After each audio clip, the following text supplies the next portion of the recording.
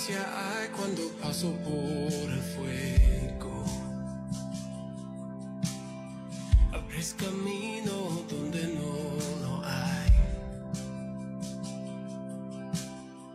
Al recordar lo que has hecho en mí, lo que un día fui, lo que recorrí, sé que a mi lado siempre estás.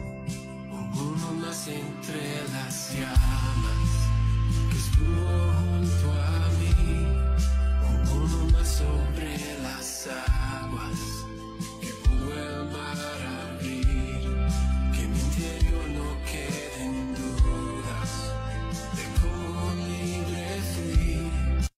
Hay una cruz que muestra el precio que Jesús pagó por mí.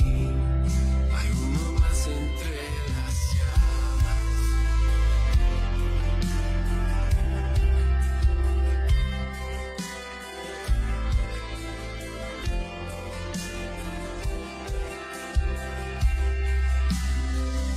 En las aguas hundiste mi pasado.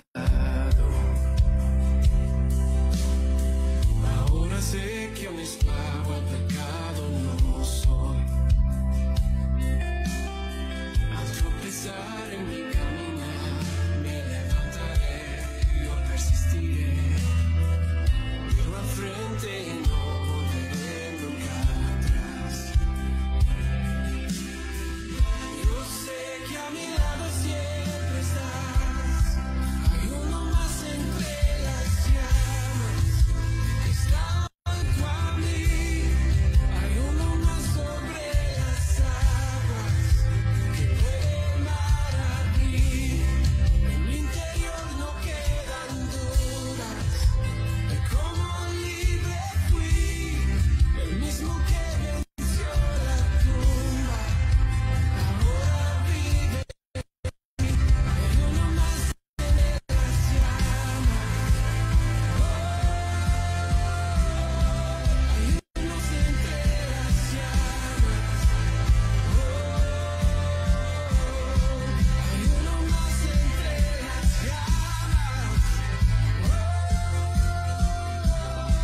Hay uno más entre las llamas.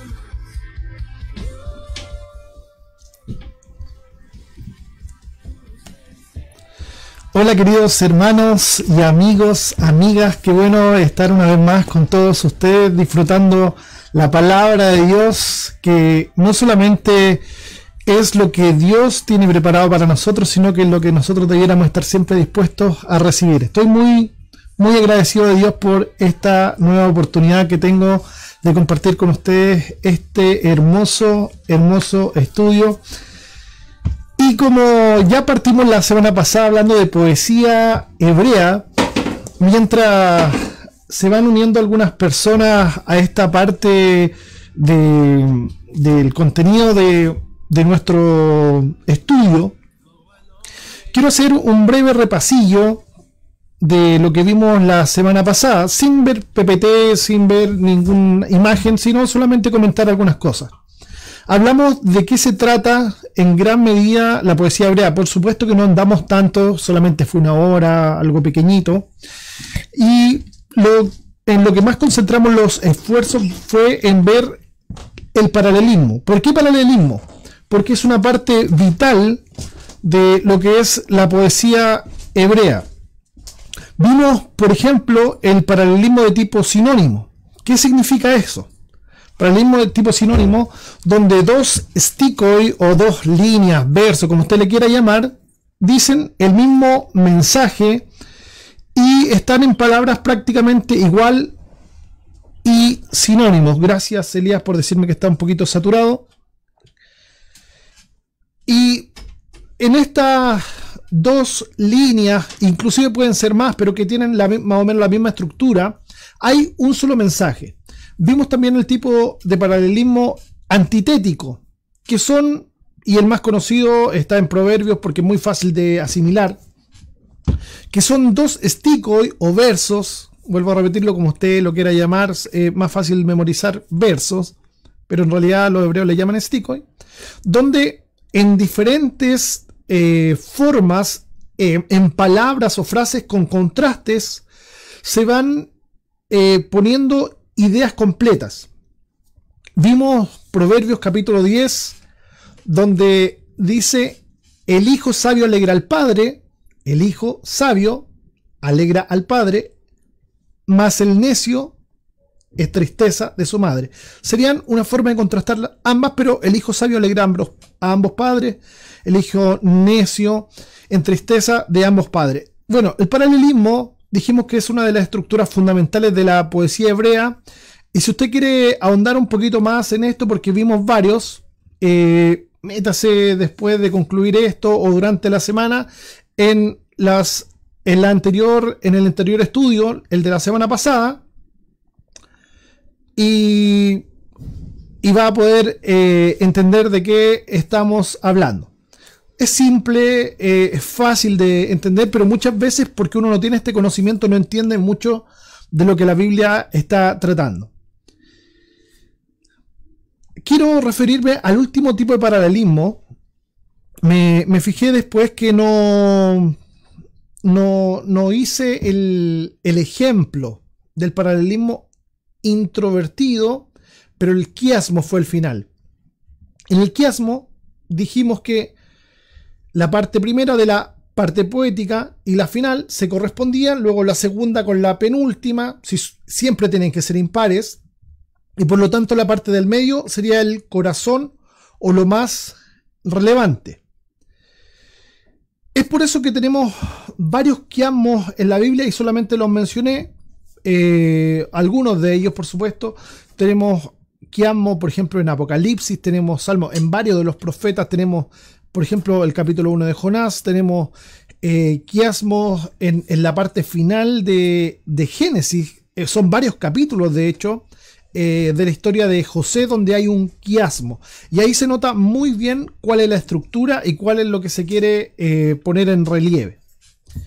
Entonces, ahora vamos a entrar a la historia de Job, a este libro hermoso. Lo vamos a ver solamente en 2 estudios, por lo tanto en 2 horas, así que vamos a tener que concentrar bastante de esta materia. Sin embargo, creo que es muy fácil de comprender, muy fácil de estudiar, y probablemente bastante de lo que es primordial lo vamos a ver la próxima semana, así que no se lo pierda.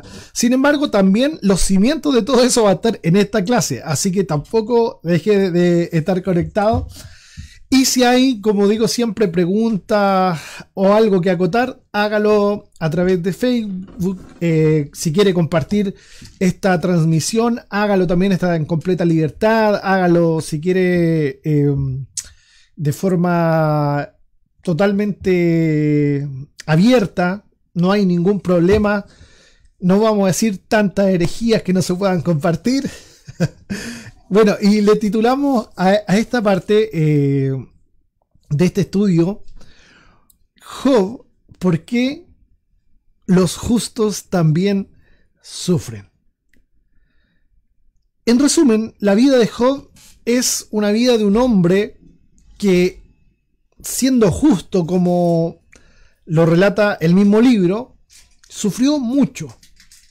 Y yo creo que todos hemos visto a gente buena, y eso lo pongo entre comillas porque sabemos que justo, bueno, solamente hay uno, que es Dios. Pero gente que en la medida humana es buena, que es gente muy simpática, muy agradable, que trata de no hacerle daño a nadie, que lo vemos como buen cristiano, qué sé yo. Gente caritativa, pero que sin embargo igual tiene sufrimiento. Y uno se pregunta, ¿por qué? ¿Por qué suceden estas cosas? Y probablemente nos encontramos muchas veces sin respuesta, simplemente. Bueno, este libro de alguna forma trata de hacernos comprender, de hacernos ver que también los justos y los buenos sufren. ¿Y por qué trata de hacernos ver esto?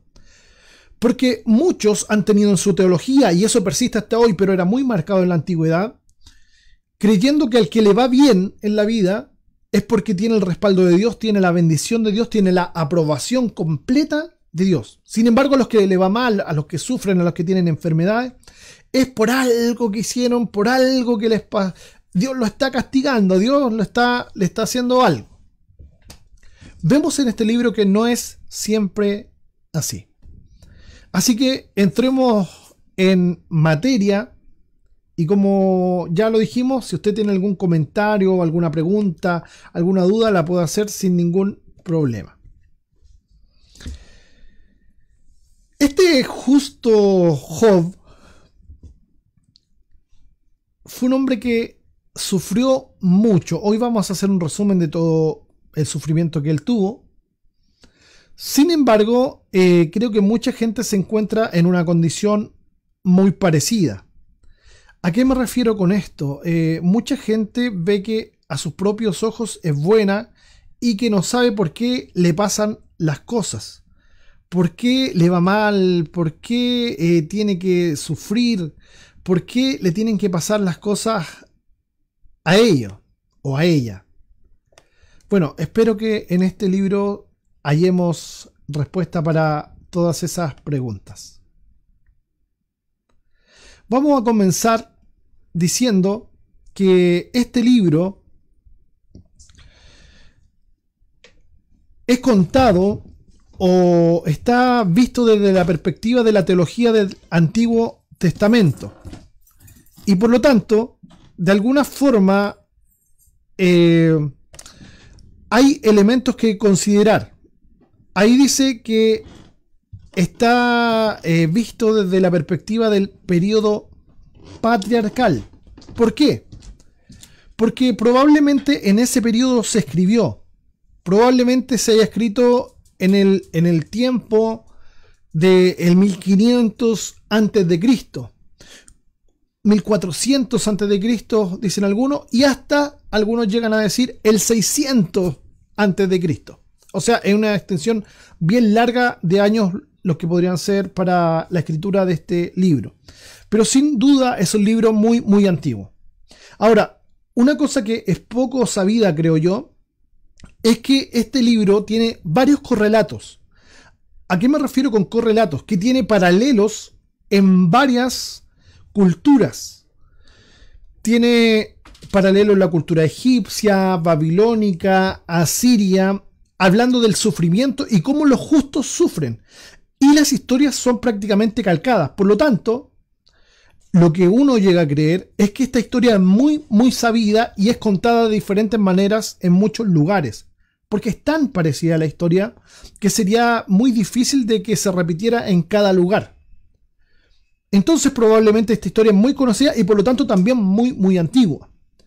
Yo me inclino a que este Job fue un personaje histórico, pero que sin duda en este libro tiene un tratamiento poético. ¿A qué me refiero con esto? Cada una de las palabras que están en el libro de Job no son necesariamente las palabras que dijo Job, o Dios, o Satanás, o los amigos de Job como, qué sé yo, como Eliú.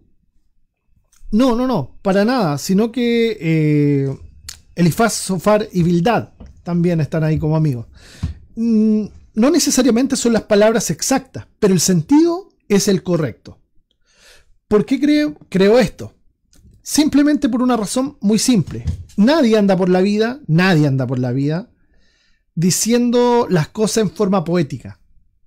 Y como esta es una conversación y está tan bien estructurada en forma poética y como también con una estructura dramática, como una obra de teatro, diríamos hoy, que es simplemente prácticamente imposible, por no decir imposible, que alguien haya vivido algo así en la misma forma que está descrito.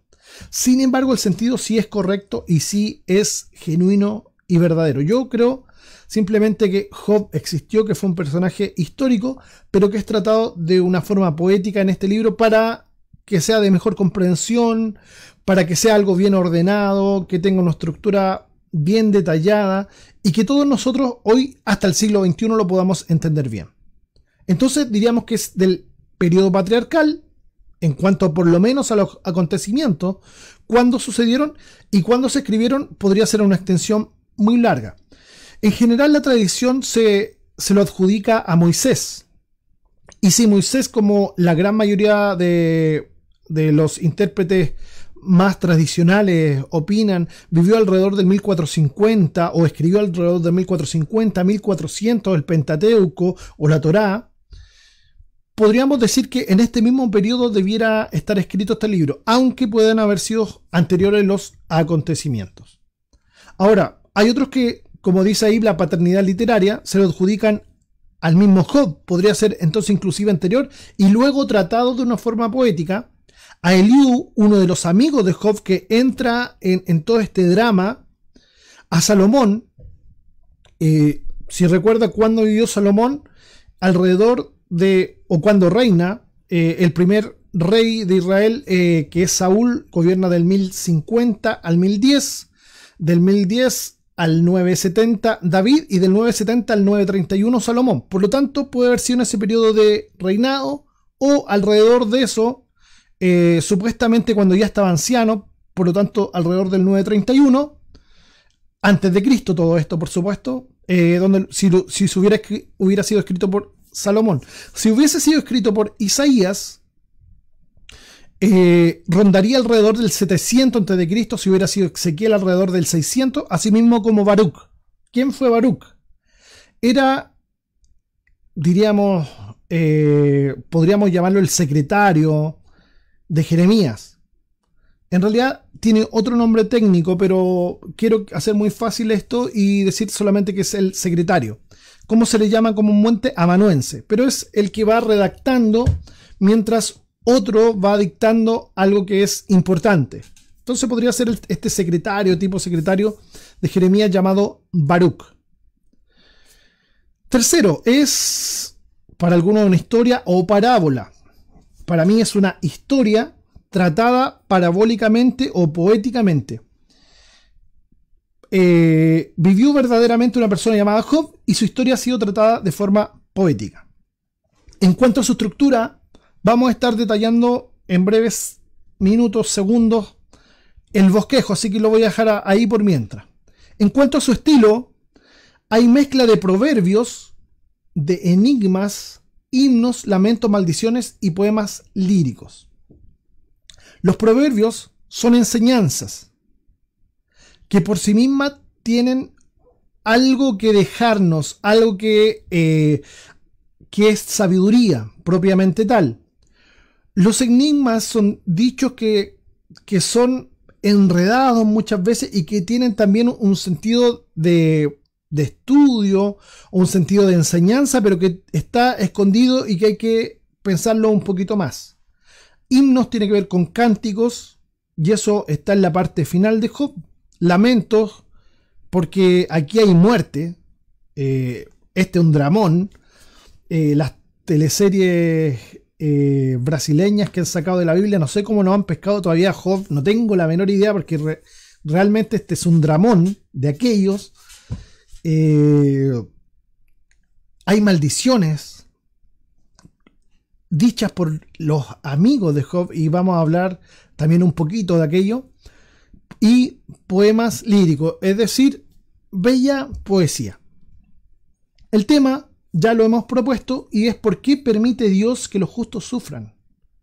¿Por qué, si Dios es bueno? ¿Por qué, si Dios es santo? ¿Por qué, si Dios es amor, permite que el ser humano sufra inclusive? ¿Por qué? ¿Hay alguna razón detrás de esto? ¿O no es tan bueno Dios como a veces queremos hacerlo notar desde la perspectiva cristiana? Bueno, vamos a estar respondiendo a esto en este día y también la próxima semana.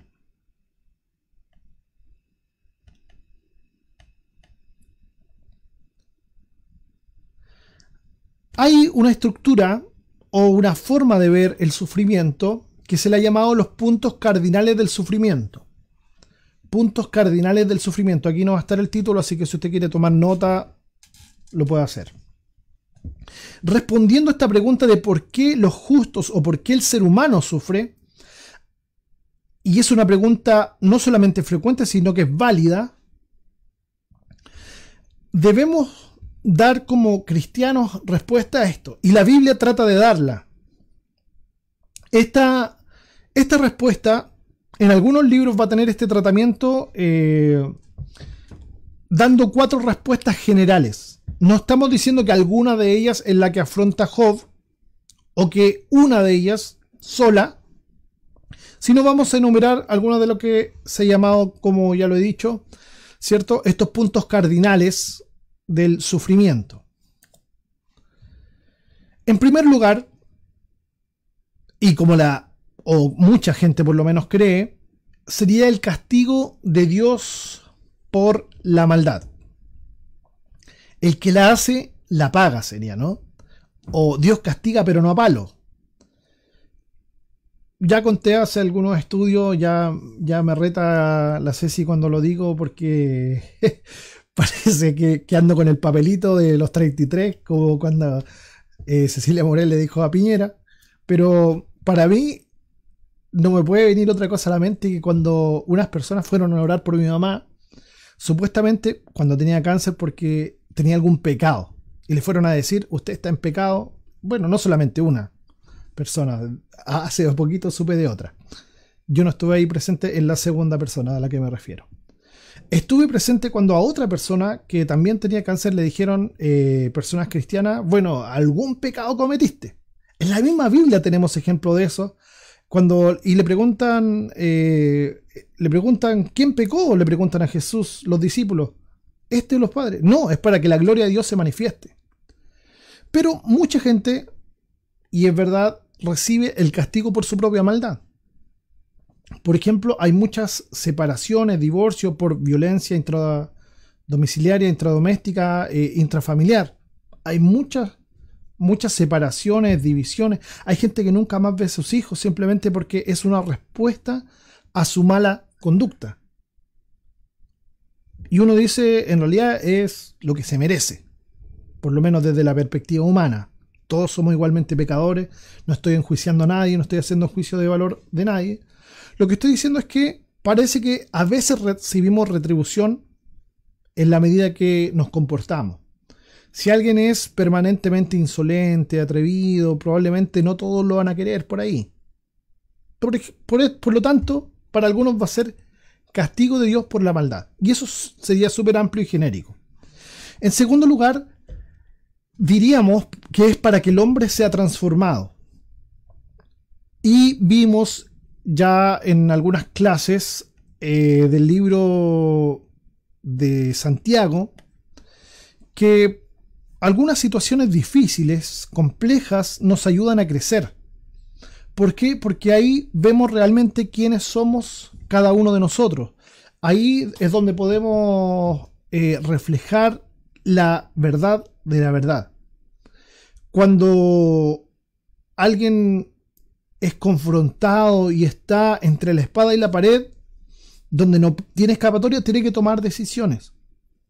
Bueno, en esas situaciones difíciles, dijimos en el libro de Santiago, es donde el hombre no solamente es puesto a prueba, sino que es transformado por Dios, y como diría el libro de Proverbios, si es que es un hombre o mujer de Dios, sería probado para que sea más puro que el oro.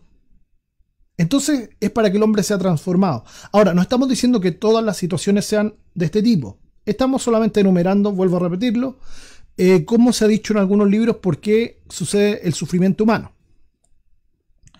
En tercer lugar, tenemos que es para que otros aprendan. ¿A qué me refiero con esto? Es para que algunas personas cercanas al que está sufriendo puedan aprender lecciones. Vuelvo a este ejemplo que creo que es muy vivido por todos nosotros. Cuando tenemos alguna persona cercana que está enferma, alguna persona cercana que sufre, nosotros también vamos aprendiendo lecciones. Vamos aprendiendo en quién podemos confiar, vamos aprendiendo cómo se hacen las cosas en la vida. Por lo tanto, es para que otras simplemente aprendan. No solamente la persona que está sufriendo, sino otras personas que puedan ser cercanas. Y en cuarto y último lugar, y esto sí que nos va a hacer mucho sentido a todos, es el sinsentido humano. Porque a veces simplemente detrás del sufrimiento no hallamos respuesta. No hallamos respuesta. No podríamos decir que un niño, una niña que ha sido abusado, violado, es porque Dios lo castigó. Tendríamos que tener un corazón, no sé de qué tipo, para pensar eso. O es para que el hombre sea transformado. El niño no va a entender eso.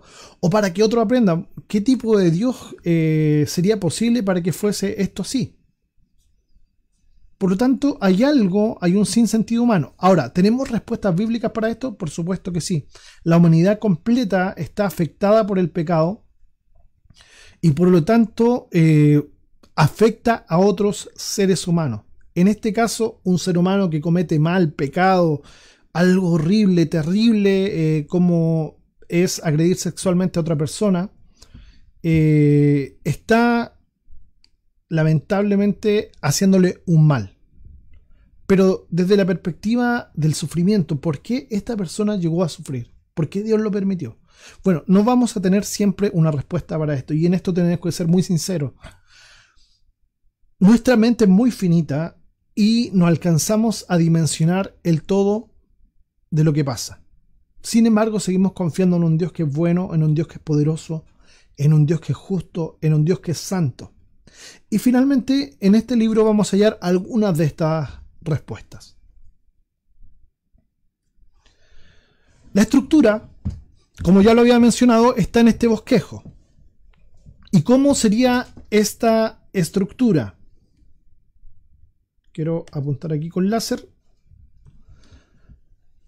Y es algo parecido a un quiasmo, aunque no es totalmente un quiasmo, como lo veníamos hablando, una estructura que la parte primera con la parte final es paralela. Eso sin ninguna duda. ¿Por qué?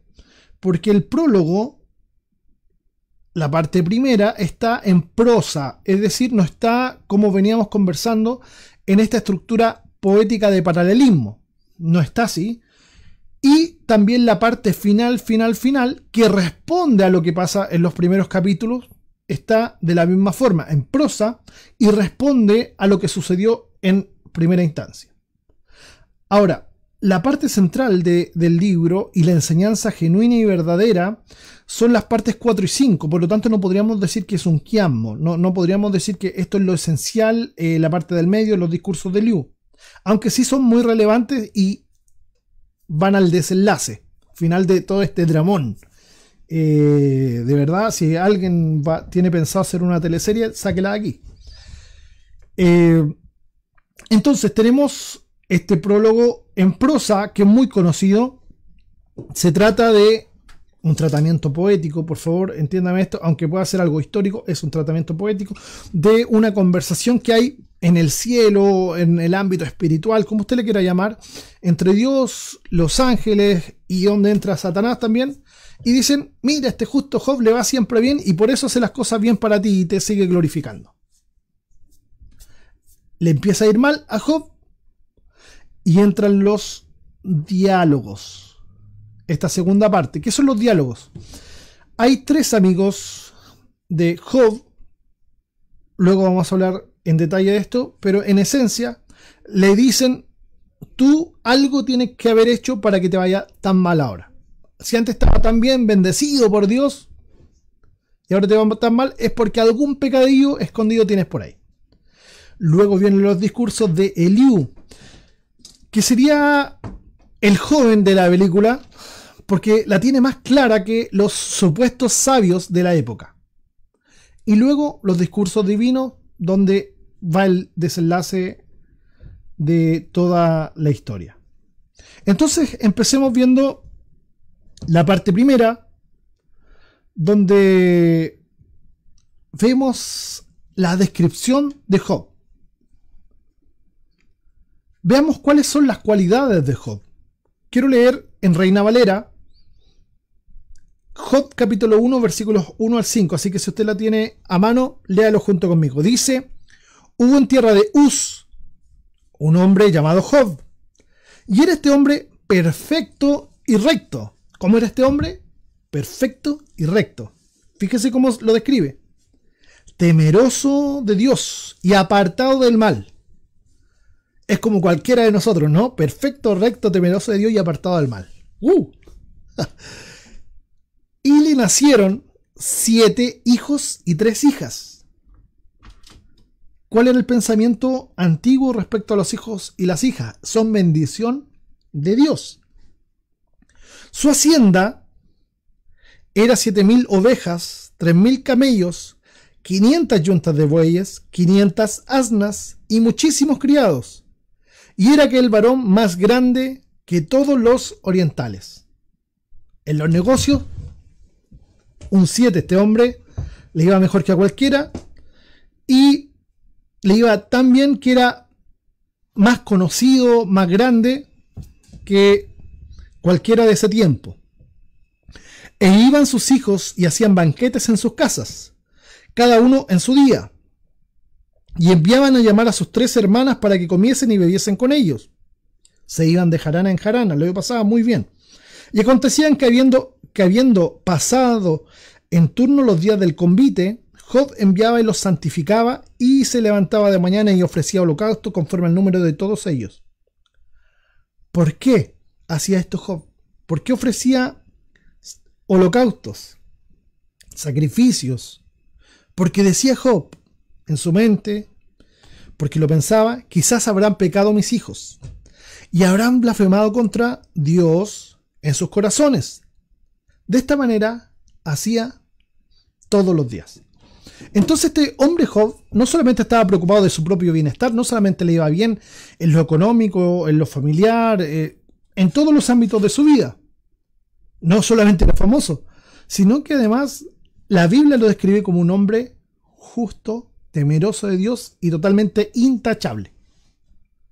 No sé si a alguno de ustedes les gustaría ser descrito así por la Biblia.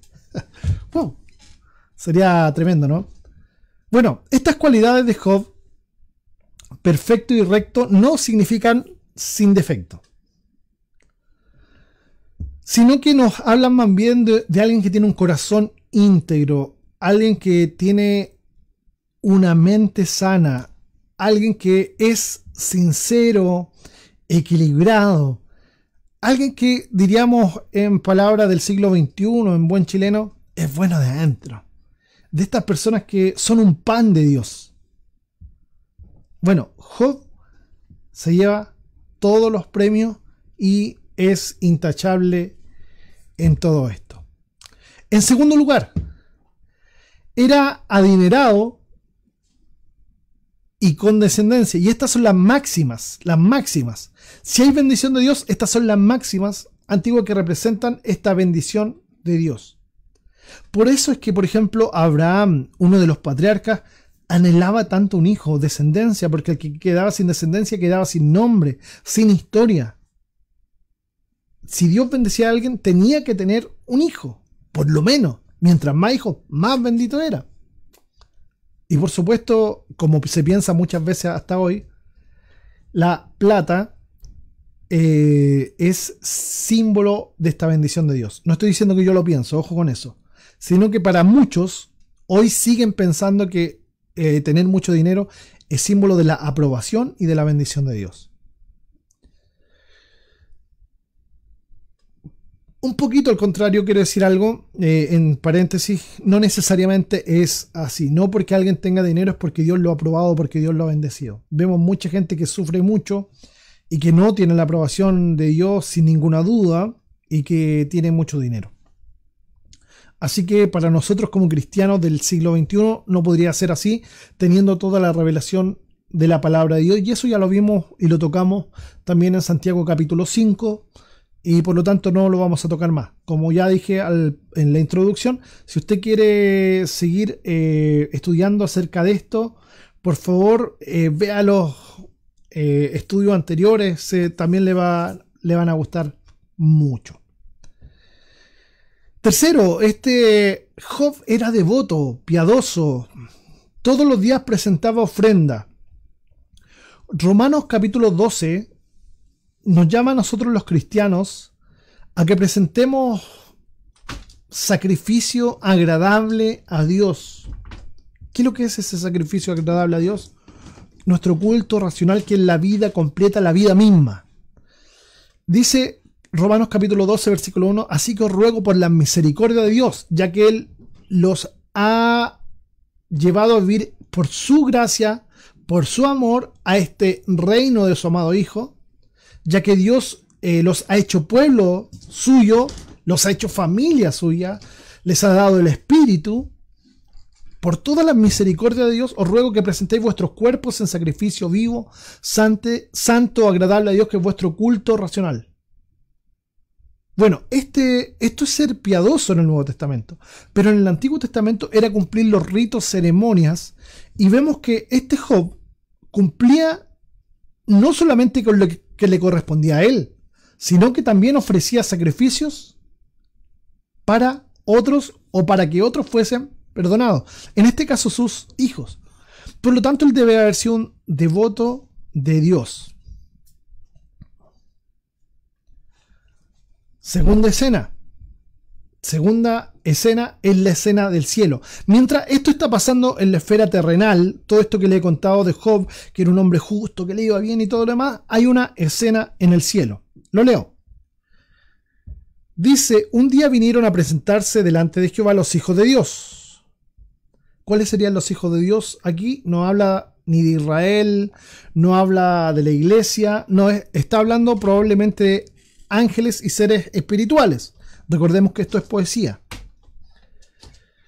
Un día vinieron a presentarse delante de Jehová los hijos de Dios, entre los cuales vino también Satanás. Y dijo Jehová a Satanás, ¿de dónde vienes? Como si no lo supiera. Respondiendo Satanás a Jehová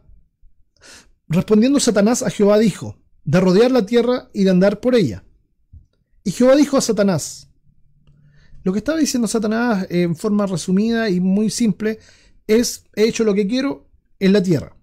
Y Jehová dijo a Satanás, ¿no has considerado a mi siervo Job, que no hay otro como él en la tierra? Varón, fíjense que está hablando Dios. ¿No has considerado a mi siervo Job, que no hay otro como él en la tierra? Varón perfecto y recto, temeroso de Dios y apartado del mal. Este hombre sí que se las trae. Dios mismo dice eso de Job. Respondiendo Satanás a Jehová dijo, ¿acaso teme Job a Dios de balde? ¿Acaso no lo hace porque es un interesado?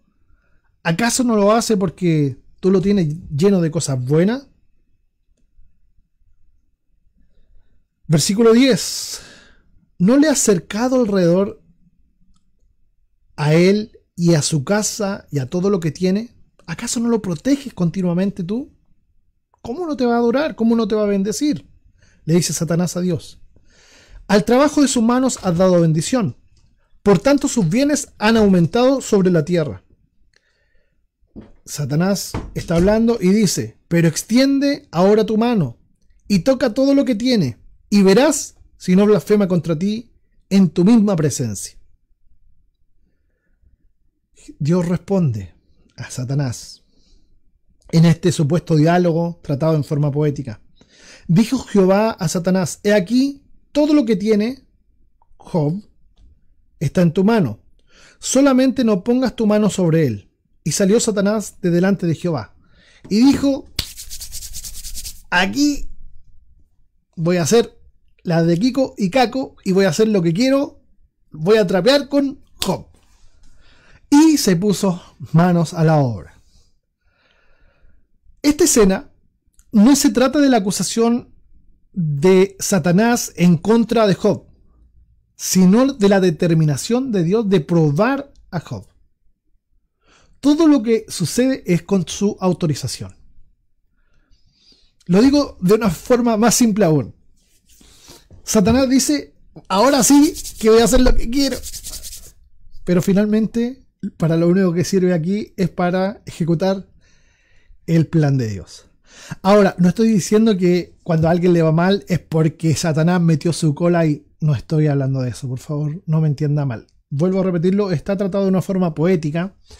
Y es precioso verlo en lo general cuando uno concluye todo el libro, porque finalmente Satanás se va con la cola entre las piernas, porque Job realmente era un hombre justo que tuvo que aprender lecciones, pero era un hombre realmente que quería aprender. Entonces Dios está probando a Job, y esto es lo central, no es Satanás. ¿Cómo se ve Satanás a sí mismo? El dueño de todo. Vengo de rodear la tierra, su plenitud, hago lo que quiero, y dame también a este Job, a ver si no lo zarandeo. Alguien que busca la verdad. Job es un falso, es un fraude. Job es un deshonesto, porque es un interesado, y solamente porque tú lo tienes bien, es que hace las cosas bien. Pero veamos cuando le vaya mal. Veamos si es tan fiel. Veamos si es tan leal contigo. Cree que todos son como él, blasfemos e interesados. Inclusive el mismo Dios. ¿Por qué el mismo Dios? Porque Dios le tiene así para que le siga adorando. Entonces, en todo esto hay mucha de teología del Antiguo Testamento y cómo pensaba la gente antigua. Al que le va bien es porque Dios le bendice. Al que le va mal es porque Dios no lo bendice. Pero hay elementos que no están en otros lados.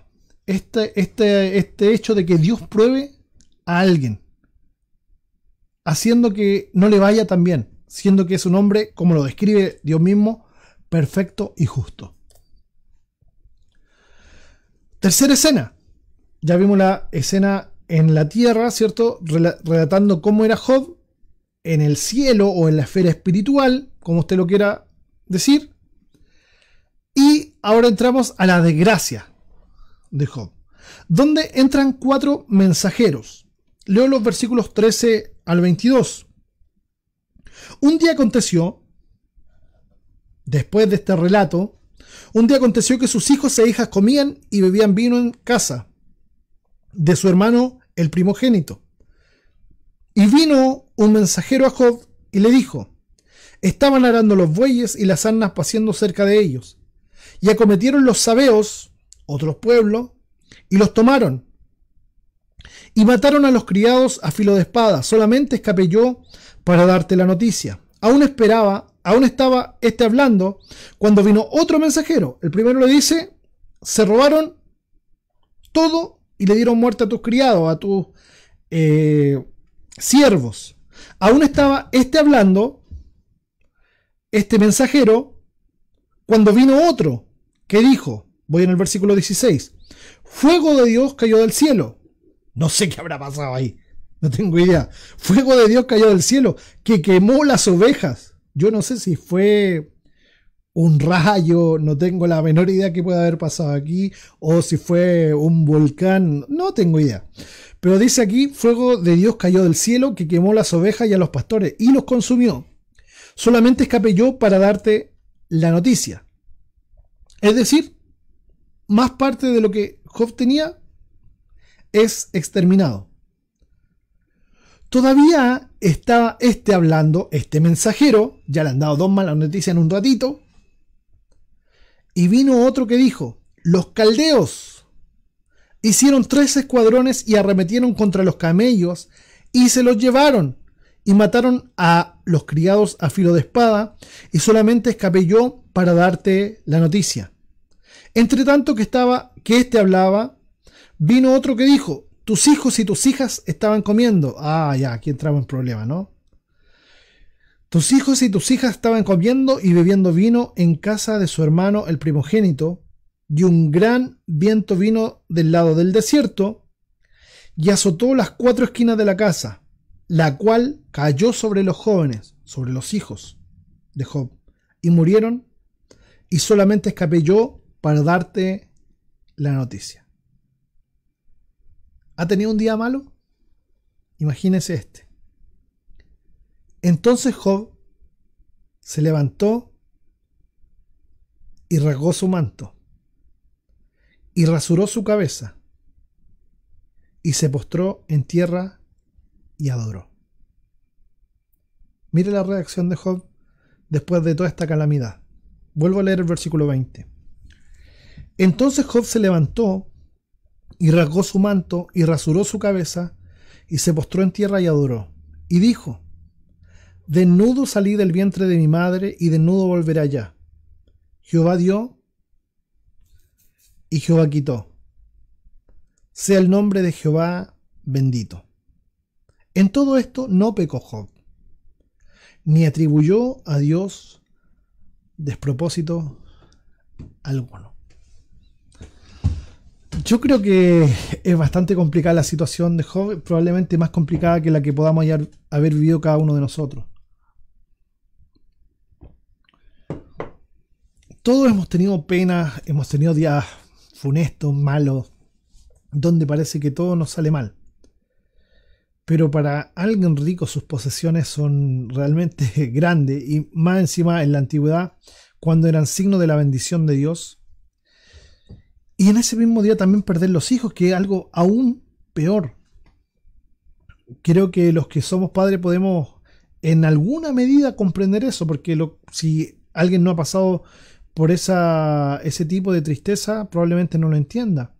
Pero se supone que la pérdida de un hijo, aquí perdió 10, de una, en un solo día, es una de las tristezas más grandes que el ser humano puede tener en la vida.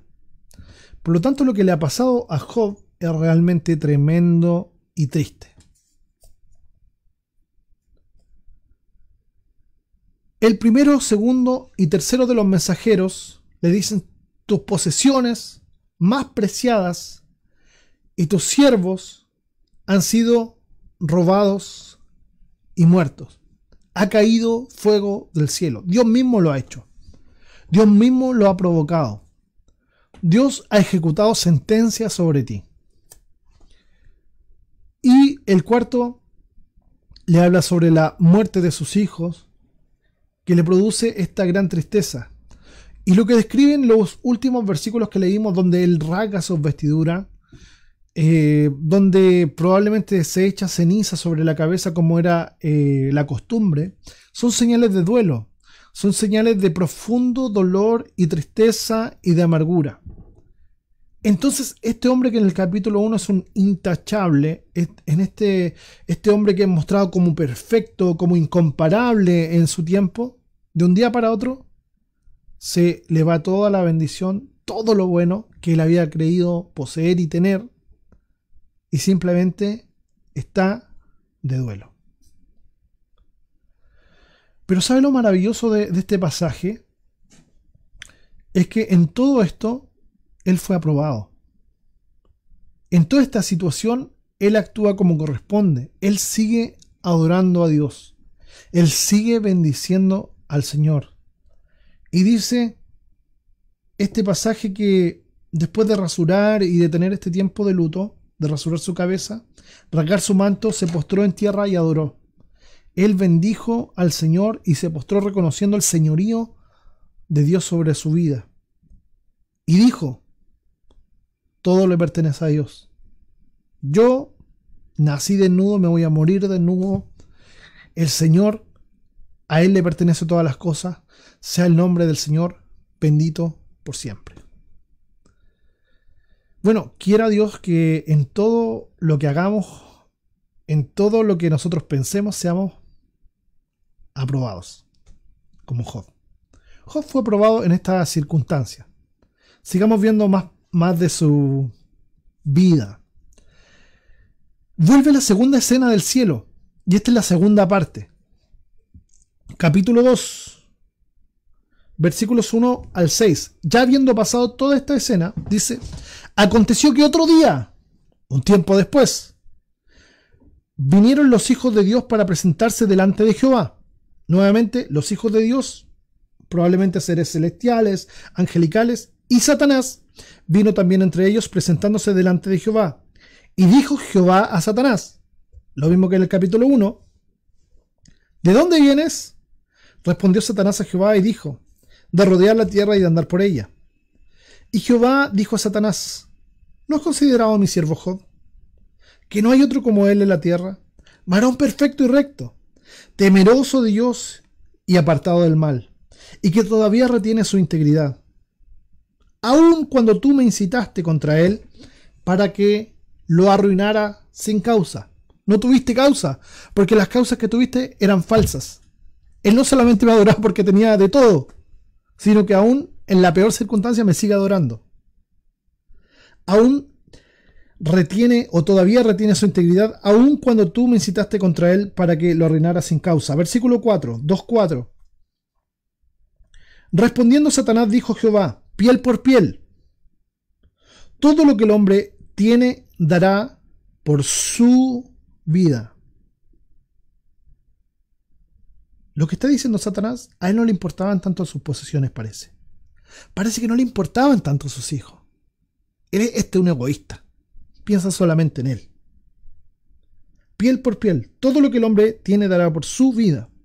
Pero extiende ahora tu mano y toca su hueso y su carne, y verás si no blasfema contra ti en tu misma presencia. Y Jehová dijo a Satanás, he aquí, él está en tu mano, mas guarda su vida, que no se muera. Pero haz con él lo que te plazca. Esta frase piel por piel es un dicho de significado oscuro. Era lo que decíamos en la introducción, un enigma. Probablemente a lo que se refiere es que lo más preciado para Job es su vida y su salud. Este es un egoísta, un egocéntrico, este es un vanidoso, no hay nadie más que le importe. Por lo tanto, hay que tocarle su propia carne, su piel. Y esta es una figura literaria, recordemos que estamos en libros poéticos, una figura literaria del una parte por el todo, una figura hebraica, que esta piel hablaría de una parte del todo. Su cuerpo, su persona, es lo que más le interesa.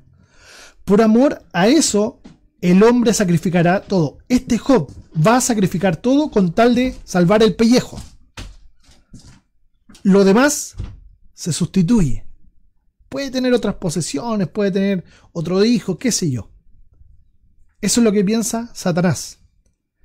Dios permite una vez más que Satanás vaya en contra de Job. Solo tiene que dejarlo con vida. Wow. Vamos a la quinta parte de este prólogo. Recién estamos en el prólogo, en la primera escena, el de introducción. La desgracia de Job continúa. Versículos 7 al 13. Entonces salió Satanás de la presencia de Jehová, rapidito, e hirió a Job con una sarna maligna. ¿Algunos de ustedes le echaron lindano? ¿Alguna vez o no? Ya cuenten, a ver, cuenten ahí si le echaron todas esas cosas feas. En la antigüedad se usaba mucho. Desde la planta del pie hasta la coronilla de la cabeza. Y tomaba Job un tiesto para rascarse con él. Qué sé yo pienso en una concha de loco, un picoroco, algo áspero, algo de greda quebrado para rascarse, porque era tanta la picazón. Y tomaba Job un tiesto para rascarse con él, y estaba sentado en medio de ceniza. Todavía está de duelo, todavía está de luto. Entonces le dijo su mujer, la esposa de Job, le dice, ¿aún retienes tu integridad? Después de todo lo que ha pasado, ¿tú sigues reteniendo tu integridad? Reina Valera dice, maldice a Dios y muérete. Yo no me imagino eso de parte de mi esposa en ninguna situación. Maldice a Dios y muérete. Y él le dijo, como suele hablar cualquiera de las mujeres fatuas, has hablado, ¿qué? ¿Recibiremos de Dios el bien y el mal no lo recibiremos?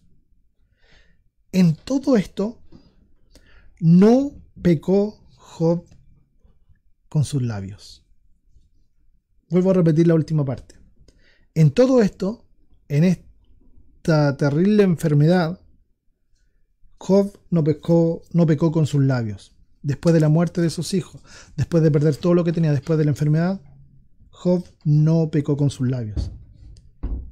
Y 3 amigos de Job, Elifaz temanita, Bildad suita y Sofar naamatita, luego que oyeron todo este mal que le había sobrevenido, vinieron cada uno de su lugar. Lo vinieron a visitar a Job. Estos 3, los vamos a poner entre comillas, ya los vamos a ver, amigos. Porque con estos amigos, mejor tener puro enemigo. Porque habían convenido en venir juntos para condolerse de él y para consolarle. Ellos vienen con una buena actitud. Ellos vienen realmente a condolerse con él y a pasar su tristeza con él. Los cuales, alzando los ojos desde lejos, cuando lo vieron de lejos, cuando vieron la condición de Job, no lo conocieron. Imagínense cómo estaba Job, de haber sido este hombre empoderado, que tenía de todo, este hombre que andaba con la mejor marca, con la mejor pinta de ropa. Ahora es un andrajoso que está sin ninguna posesión y está enfermo, tirado en el suelo. Versículo 12 nuevamente, los cuales alzando los ojos desde lejos, no lo conocieron, y lloraron a gritos. Y cada de uno rasgó su manto, y los tres esparcieron polvo sobre sus cabezas hacia el cielo. Ellos estaban como de duelo por Job. Es casi como que estaba muerto. Así se sentaron con él en tierra por 7 días y 7 noches, y ninguno le hablaba palabra, porque veían que su dolor era muy, muy grande. No sé si usted se ha encontrado en la situación de estar con alguien que está con tanto dolor que es mejor quedarse callado. Bueno, así ven estos 3 amigos de Job a este siervo de Dios. Lo que describe aquí, lo que se describe es que Job tuvo una enfermedad muy, muy grave. Algunos lo han traducido como furúnculos malignos. También ha sido traducido como úlcera o llaga ardiente, una forma de lepra negra o elefantiasis, por cosas que dice después el texto. Si quiere usted después lo puede buscar, pero quiero mostrar algunas imágenes de lo que podría haber sido todo esto. Ahí están algunas de las enfermedades que podrían ser la traducción. Enfermedades que realmente tienen una connotación de mucho, mucho dolor. Y por lo tanto lo que estaba pasándole a Job es totalmente terrible. Imagínense que estar con un dolor que hay que rascarse con algo punzante y aún así no se quita el dolor y todo el sufrimiento. Imagínense estar en esa condición. Bueno, eso es lo que le pasa a Job. Los amigos tienen duelo por Job. Luego su mujer le dice, como dice Reina Valera, maldice a Dios. En Reina Valera de 1909 dice bendice a Dios. Cualquiera de estas dos traducciones, porque cambian muy poquito en el original, tiene la misma connotación. Es una ironía. Maldice a Dios. Oye, muérete luego. No pesquís más a Dios y muérete. ¿Sabéis que más? Tu vida no vale nada, le está diciendo su mujer. Y este bendice a Dios es, bueno, sigue bendiciéndole, po. A ver en qué te ayuda. Cualquiera de los dos es terrible. Es realmente una situación de mucho dolor para Job y su esposa le dice, muérete. Job le reprende y rehúsa ser irreverente contra Dios. Y la palabra dice que él, además de no hacer esto, sigue adorando a Dios. Esta parte termina con el duelo de Job. Termina siendo nuevamente aprobado. Nuevamente aprobado. Entonces, en una primera parte, cuando son las posesiones y los hijos, Job es aprobado. Ahora, cuando es su propia vida, su propia salud, Job es aprobado. No sé si a usted le gustaría ser hallado aprobado delante de Dios en cualquier situación. A mí me encantaría. Quiera Dios que así sea. Luego de esto, de todas estas escenas, viene, como lo habíamos dividido en estas 5 partes, la segunda, que es la parte más extensa del libro, y que vamos a sintetizarla, que son los diálogos con los amigos. Estos amigos que le vinieron a ver desde lejos, de diferentes lugares lejanos, por supuesto, que deben haber sido sabios de la época y personas adineradas de la época. Estos discursos se dividen en 3 ciclos de debates, que están siempre ordenados prácticamente de la misma forma. Elifaz, Bildad y Zofar. Probablemente Elifaz haya sido el mayor, porque la costumbre de la época era que la persona más adulta, la persona más anciana hablara primero, luego Bildad y luego Zofar hablaran. Entonces, este diálogo se va dando así. Habla Elifaz, habla Job. Habla Bildad, responde Job. Habla Zofar, responde nuevamente Job. Segundo ciclo de debate es exactamente igual, y el tercero cambia solamente en el final, pero se da esta misma estructura. ¿Cómo se dan estos diálogos? Los tres amigos de Job, Elifaz, Bildad y Zofar, quieren dar fin al problema de Job.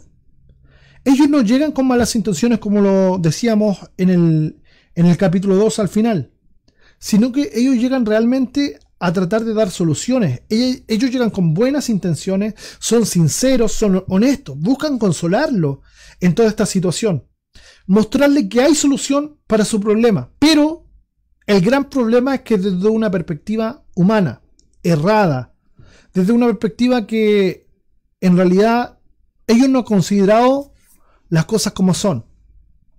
Ellos solo relacionan la calamidad con el mal o con el pecado del hombre.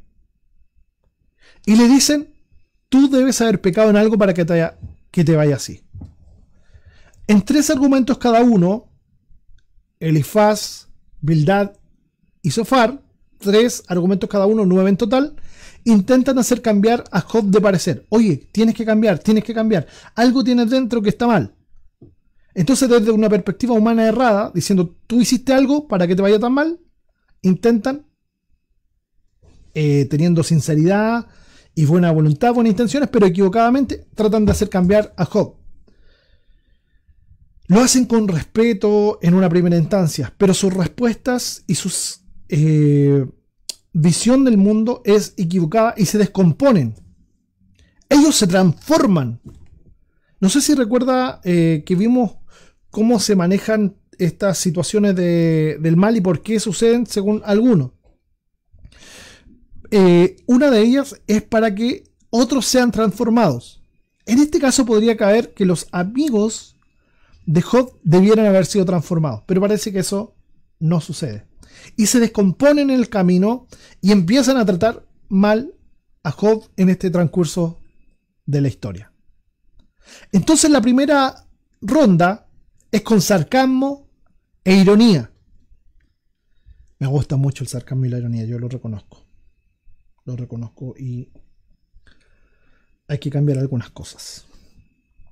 Job capítulo 4, versículos 3 al 6 dice: He aquí, tú enseñabas a muchos y fortalecías las manos débiles. ¿Esto quién lo está hablando? Elifaz. Versículo 4, capítulo 4, versículo 4. Al que tropezaba, enderezaban tus palabras y esforzaba las rodillas que decaían. Mas ahora que el mal ha venido sobre ti, te desalientas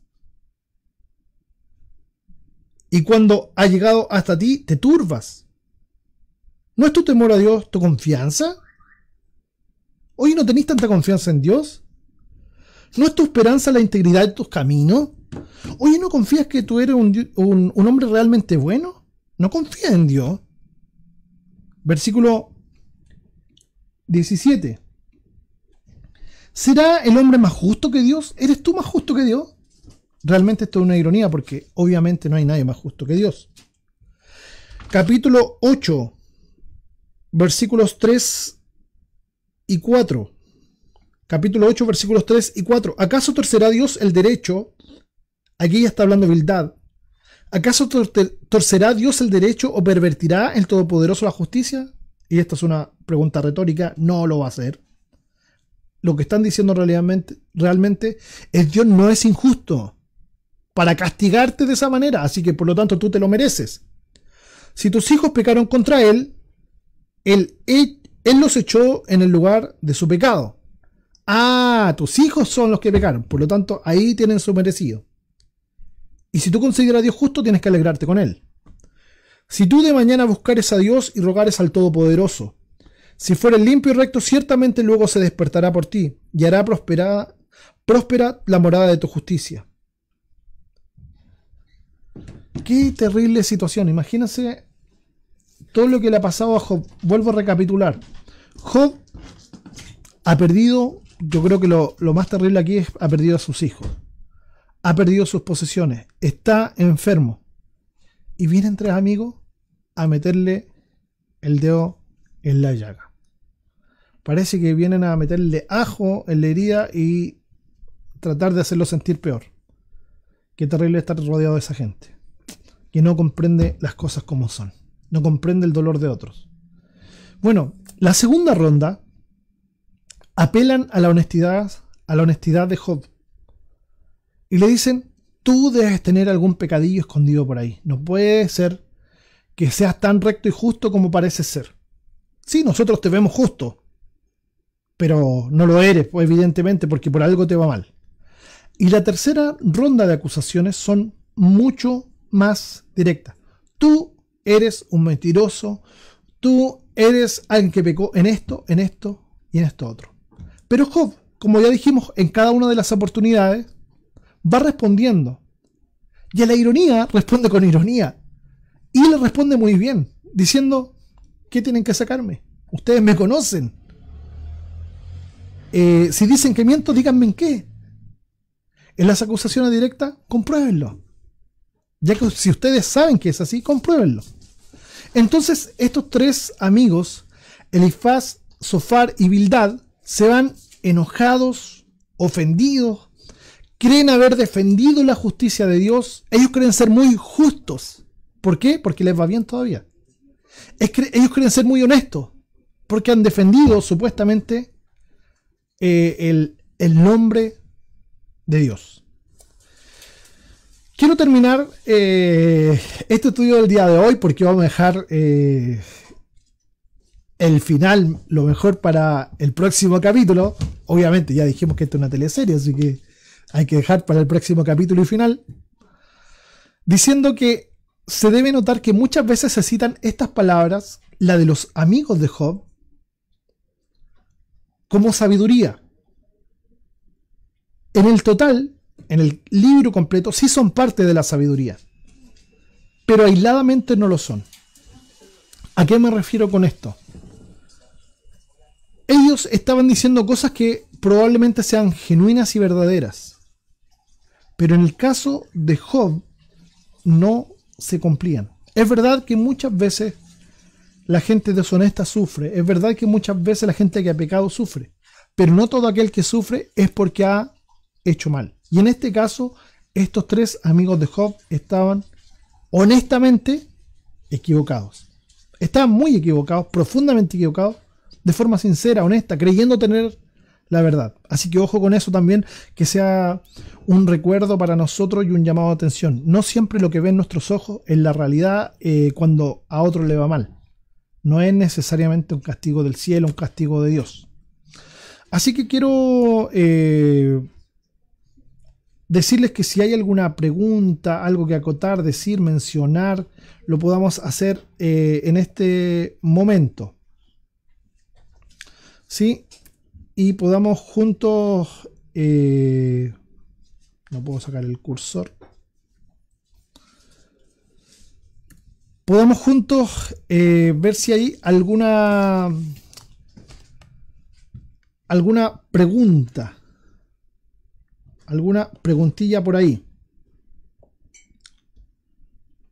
Veo que hay algunas, pero mientras ustedes escriben o hay algo por ahí, quiero decir dos cosas. La primera es que este jueves, tenemos Jueves en Familia. Y se llama Me cortaron mal el pelo. ¿Por qué me cortaron mal el pelo? ¿Por qué se llama así este día que vamos a tener, este día jueves en familia? Porque las capas de la Karen y de la Daniela, ellas dos que han estudiado, son estilistas, que hacen peluquería. La Karen tiene una peluquería, la Dani ha estudiado estilismo. Nos van a enseñar varios tips que necesitamos. Vean la peluca que ya tengo aquí. Me traté de arreglar lo más que puedo, pero ya los crespos ya no me dejan hacerme nada. Y algunos en esta pandemia necesitamos algunos tips. Yo no sé si van a dar tips más para hombres, para mujeres. Sé que van a ser para los dos, así que todo atento para este jueves a las 20 horas por este mismo canal y a esta misma hora a las 20 horas. Buena.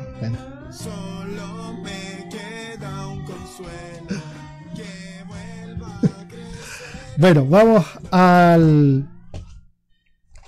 El sábado también tenemos la idea a las 8 p.m. a las 20 horas también. Y lo que van a hacer, de lo que se trata esto es reunión de jóvenes. Lo que antes nosotros llamamos embajadores de Cristo. Así que cualquier joven que se sienta joven está invitado, solamente pida entrar a este Zoom y le van a enviar, por supuesto, ahí en el WhatsApp de la iglesia se va a compartir y va a poder usted ingresar a ese día. No sé qué tienen organizado estos chiquillos que siempre hacen juegos, que siempre hacen cosas buenas para los demás. Entonces voy a tratar de responder a las preguntas.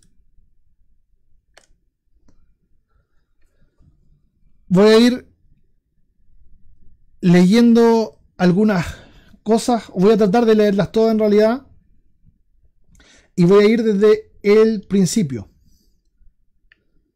Bueno, de hecho saludo a todos los que se han conectado durante todo este rato, que a los primeros ya los saludé. No quiero nombrarlos a todos porque veo que hay varios conectados por diferentes lados. Así que dice aquí...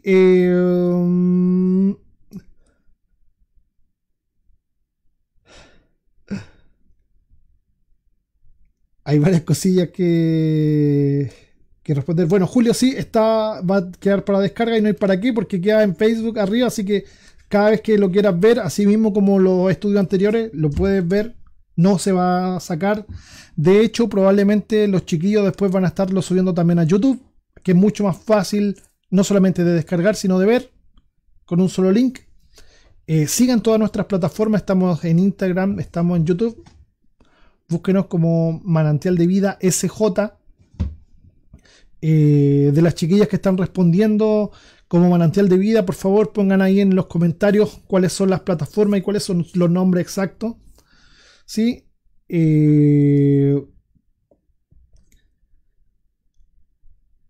A la Carola le echaron Lindano. Ya, muy bien. Pastor, ¿cómo puede acercarse Satanás a Dios que es santo? Buena pregunta, muy buena pregunta. Gracias, Débora, por esa pregunta. Bueno, la respuesta más simple es que esto no es una historia solamente, sino que tiene un tratamiento poético.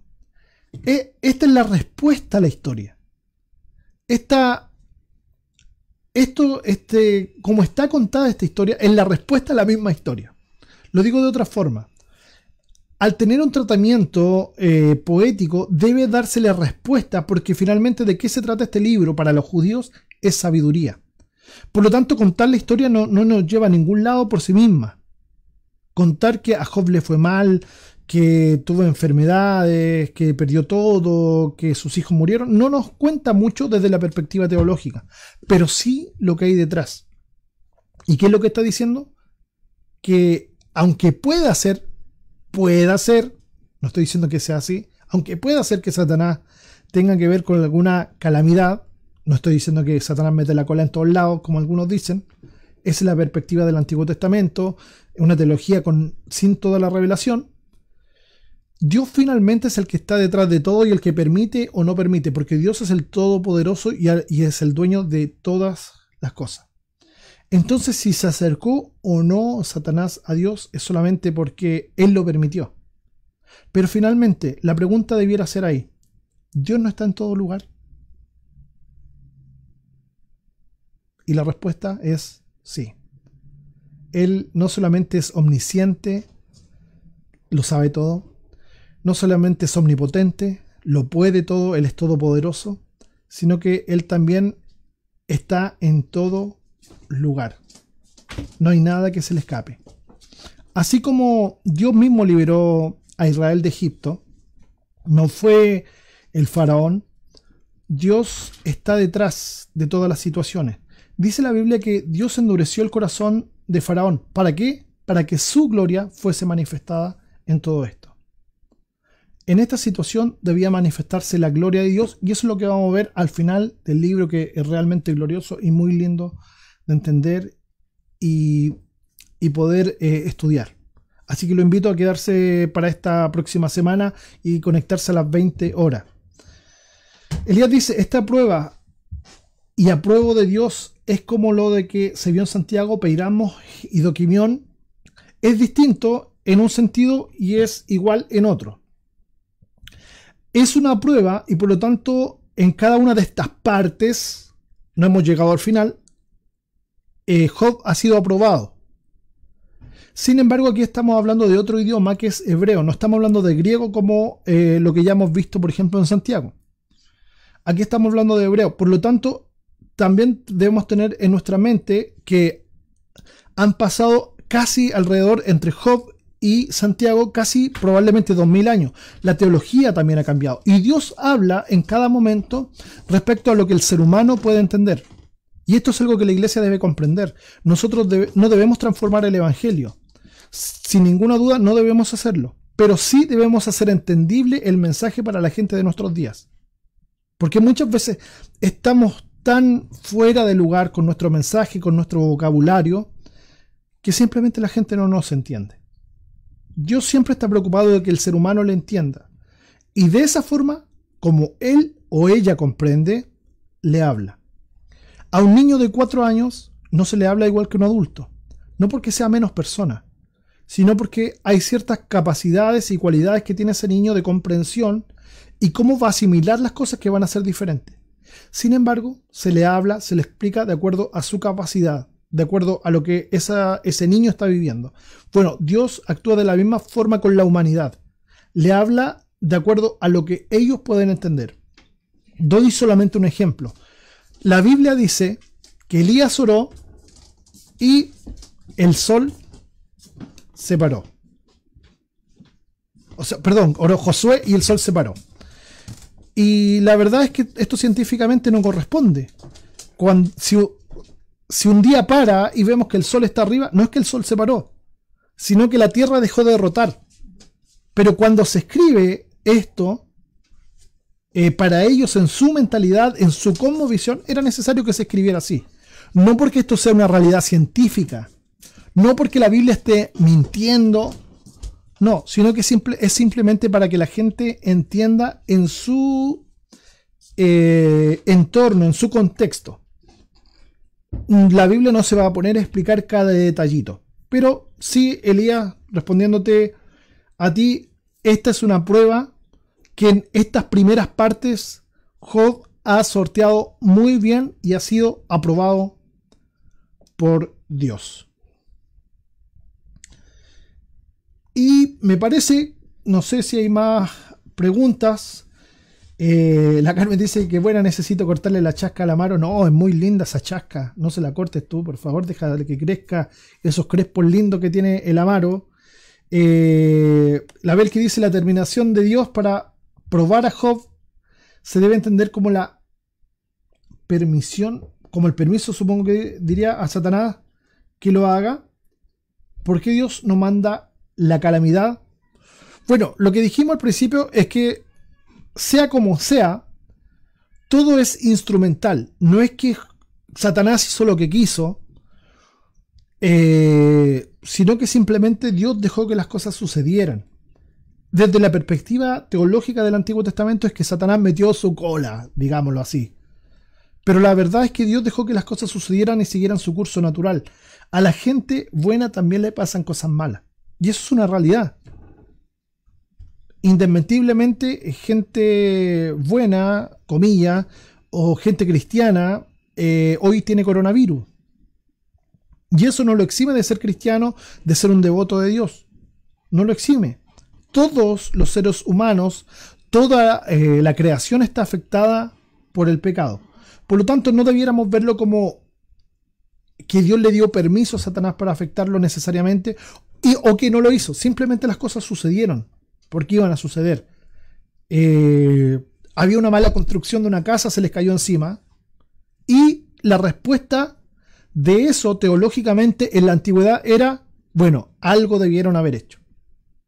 ¿Y cuál es la respuesta que buscan? Buscar echarle la culpa a alguien, y en este caso sería Satanás. Richard dice, con respecto a la antigüedad del libro, me llama la atención que Job hiciera sacrificios por su familia sin tener un sacerdote a quien darle esas ofrendas. Esto podría asegurar que Job es más antiguo que la ley. De hecho, aunque a algunos no les guste lo que yo voy a decir, podríamos afirmar que en la antigüedad no solamente Job, sino que muchos del llamado pueblo de Dios, porque Job es anterior a Abraham inclusive, es anterior a Moisés, que el que da la ley. Podríamos decir que no eran monoteístas, sino que eran monólatras. Esto quiere decir que creían en varios dioses. No es lo mismo que politeísmo, por eso quiero explicarlo bien, pero tenían la preferencia por uno.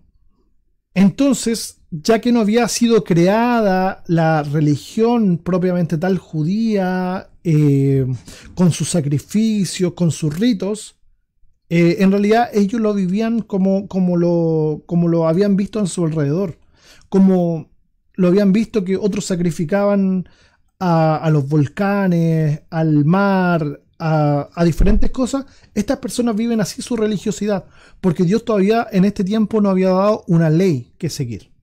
Entonces, no hay un pueblo de Israel siquiera. Job es una persona que teme a Dios y es temerosa de Dios, y es contada desde esta perspectiva la historia.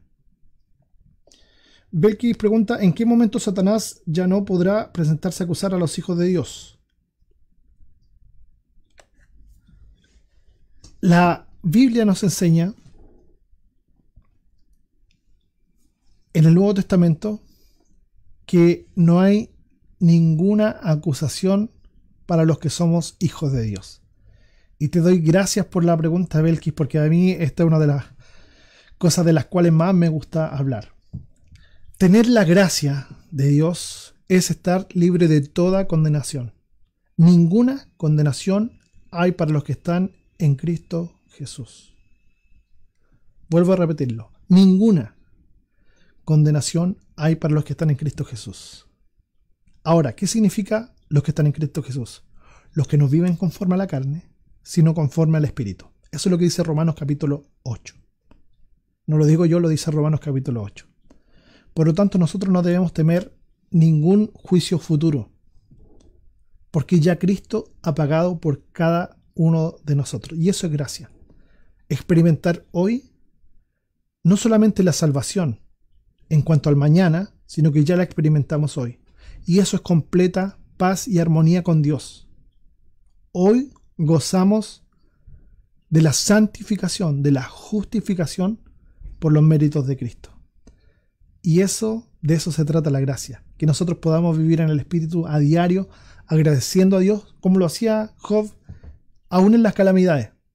Poder decir, gracias a Dios, porque tú eres bueno, porque tú eres justo, porque tú eres santo, y que podamos reconocerle en todos nuestros caminos.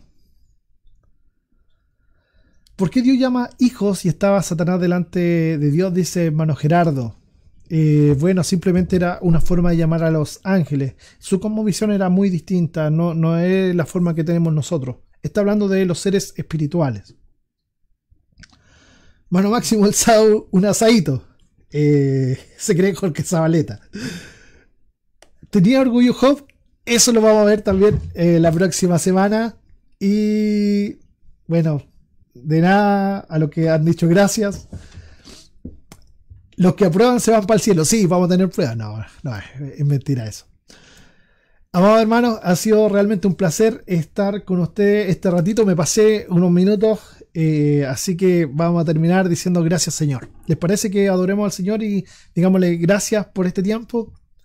Te damos gracias, Señor, porque aún en tiempo de tristeza, aún en tiempo de dificultad y también en los tiempos buenos, tú estás siempre con nosotros como tus hijos, Señor. Gracias porque tú nos sostienes, nos cuidas, nos proteges, porque nos amas. Gracias, Señor, porque no depende de nuestras capacidades, no depende de nuestras acciones, sino solo por tu amor. Padre Celestial, te pido que cualquiera que esté en dificultad hoy pueda tomarse de tu mano, sentirse seguro en ti y saber que tú no le has abandonado. Señor, sé que hay mucha gente que está enferma, que es cercana a nuestra. Gente enferma de cáncer. Pienso en varias personas. Señor, tú sabes sus nombres. Personas que están enfermas con coronavirus. Señor, tú sabes sus nombres. También sé que Fernanda ha estado en esta tarde en urgencia. Te ruego por todas sus familias. Te ruego por sus vidas, Señor. Te ruego por aquellos que están sufriendo porque tienen problemas matrimoniales, problemas familiares. Oh Señor, que aprendamos a sostenernos siempre de tu mano y a confiar en ti y estar seguros. Y en todo tiempo poder adorarte y bendecirte como tú te lo mereces. Gracias, Señor, porque tú eres fiel y para siempre es tu misericordia. Queremos serte fieles en todo tiempo. Ayúdanos, Señor. En el nombre de Jesús. Amén. Amén. Amadas hermanas, amados hermanos, Dios les bendiga mucho y les recuerdo, este jueves tenemos, por ahorrarme el peluquero, ¿cierto? Este tiempo donde yo no sé cómo verme más lindo, la verdad. Pero bueno, voy a tratar de sacar algo en claro. Y el sábado la idea. Así que el Señor les bendiga mucho. Nos vemos. Ahí están.